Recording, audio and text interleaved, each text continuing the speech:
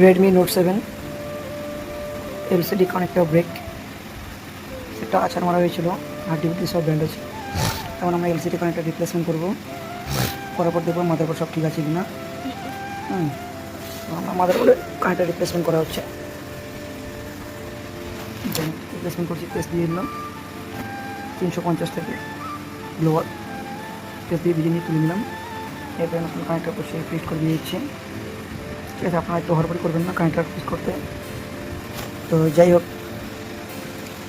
Solder একটু wrist করে নিলাম, ট্র্যাকগুলো ক্লিন করে নিলাম, করার পর পেস্ট করে আপনার সামনে ফিটিং করে দেখানো হবে।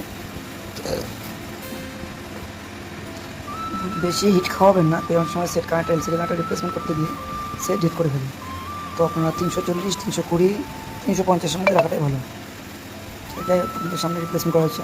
কোনো চুট পরিমাণ যদি ট্র্যাক যদি ওপেন হয়ে যায়, সেটা আপনার গ্রাফিক্স মার খেয়ে যেতে পারে, বা আপনার টাচটা নট ওয়ার্কিং হতে পারে। তো আপনার সামনে দেখানো হচ্ছে, পোস্ট করে নিলাম।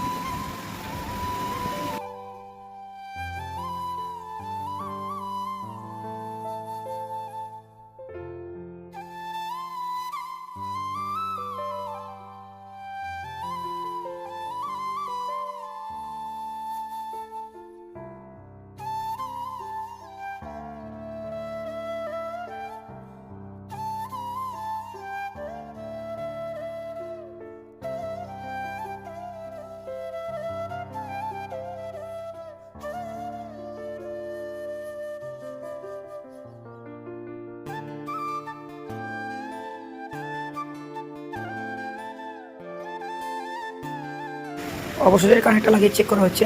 গ্রাফিক্স তো দেখা যাক আসে কি না। এই তো গ্রাফিক্স চলে আসছে। এরপর আমরা দেখবো টাচ ওয়ার্কিং করছে কি না। এই টাচ ওয়ার্কিং না করে আবার রিসোল্ভ করে নেবো আমরা বেসটাকে। তারপর আপনাদের সামনে সব কিছু দেখো না, টাচ নট ওয়ার্কিং, আবার আমি বেসটাকে রিসোল্ভ করে নেবো, ক্লিন করে আরেকবার বসিয়ে তারপর আপনাকে দেখাবো। তো আপনারা ওয়েট করেন, দেখতে পারেন। যে বেস দিয়ে একটু এলিয়ে নিলাম বেসটাকে, যাতে শোল্ডার কোথাও যদি শর্ট হয়ে থাকে বা কোথাও ঝালা যদি না হয়ে থাকে সেটা রিমুভ হয়ে যাবে। ঠিক আছে, আপনার সামনে সব কিছু করিয়ে আপনাকে ওকে করে দেখানো হচ্ছে। এরপরে আপনাকে ফাইনালি চেক করে দেবো। তো দেখেন কী হচ্ছে, এখনই পোস্ট করা হবে। যাক, আলটিমেট আমার অবশেষে একটা বেস ছাড়া হলো। ব্যাটারিটা ফুলে গেছে, ব্যাটারিটাও রিপ্লেসমেন্ট করে দিচ্ছি। কাস্টমার কোথাকার রাজ্যে কোথায় ঝেড়েছে খুব মুশকিল, হার্ডিও ব্যান করে দিয়েছে। এবার পাওয়ার সুইচ বোতামটাও ডিস্টার্ব দেখছি, সেটাও আমি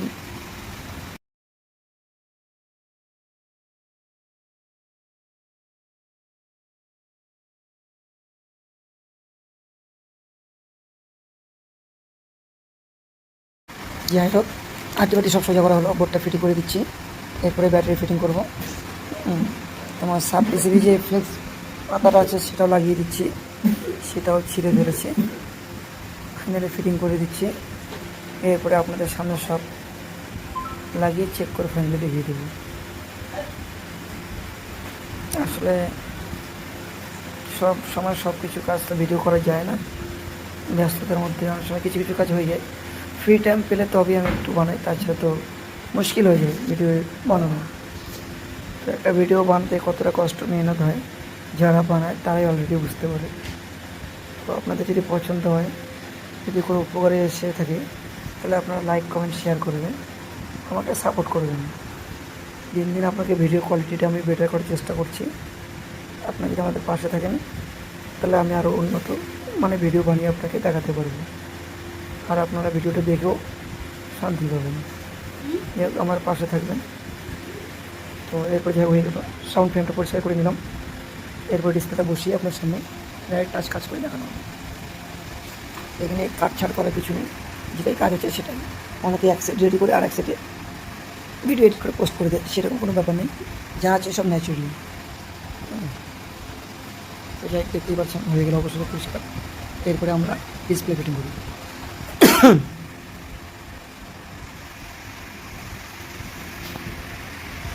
ফাইনালে পরিষ্কার হয়ে গেল আমার।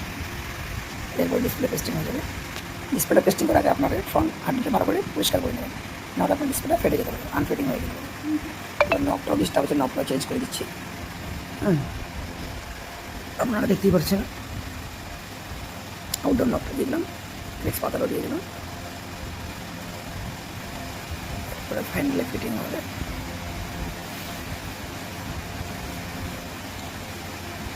আলটিমেট ফিটিং হয়ে গেল। এখন আপনার টাচ কাজ করে আপনাকে দেখানো হবে।